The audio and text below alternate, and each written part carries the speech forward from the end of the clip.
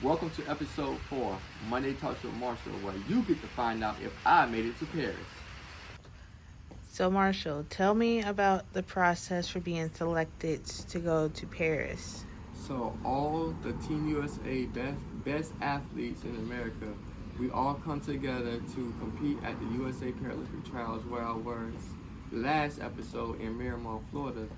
We all compete against each other in our individual classifications to hit our A standard. And whoever has the highest percentage of the A standard will make the team for Paris. So, Marshall, how many people were competing in the trials and how many slots were actually allotted? So there were, I want to say, almost 300 athletes. And for the men's team, it was only 28 spots available to make the team for Paris. So, Marshall, everybody has been asking, did you make the team for Paris? Unfortunately, you all, I did not make the team for Paris. I only hit 90% of my A standard. The little thing I was explaining earlier, I only hit 90% of it. But I still can be selected as a team member if something happens to someone else where they have to withdraw. So I'm actually in a pool, and I can be pulled from that pool to actually become a member of the 2024 Paralympic team.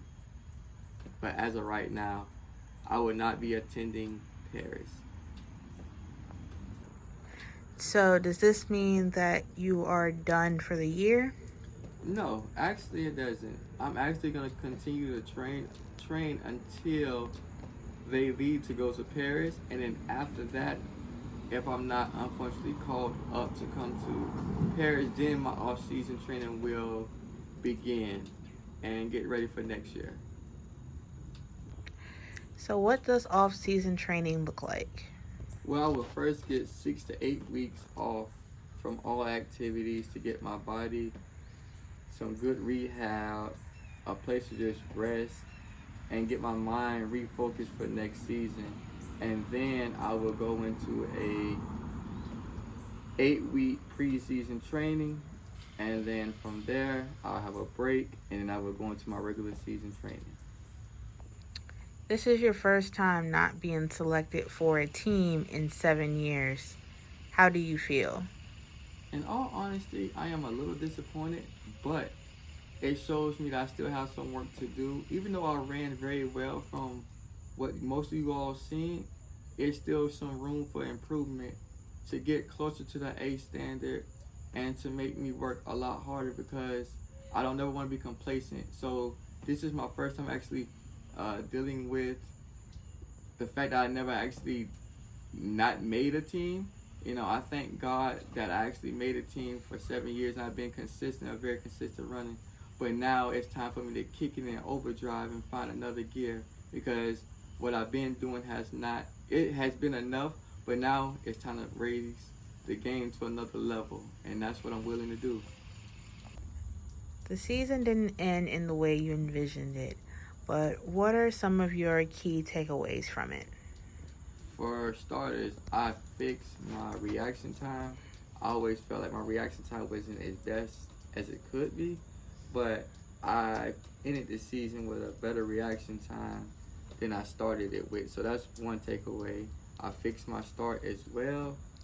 And even though my time was wind dated, I ran one of my fastest times ever. And that tells me that I'm on the right path to get where I need to be with running the times that I want to run. So that's some of the biggest takeaways that I have for this season. All right, Marshall, that's all we have for today. Is there anything else would you like to add? I just want to tell everyone thank you all for the support and the love that y'all have given me over these last 7 years. Yes, I didn't give y'all the best of news to tell y'all I was going to Paris, but you never know, I still could be called up. But if I'm not called up, then we're just going to continue to grind and continue to go through this journey, because I am completely loving it. And now that I'm actually putting you all inside the journey with me, in the sense of making these little videos, it has become more fun to me, so I get to explain what I get to do, and really just to tell y'all what I endure on a daily basis or a weekly basis. And I'm just very thankful for that. So thank you all for tuning in, and I'll see you next week for episode 5.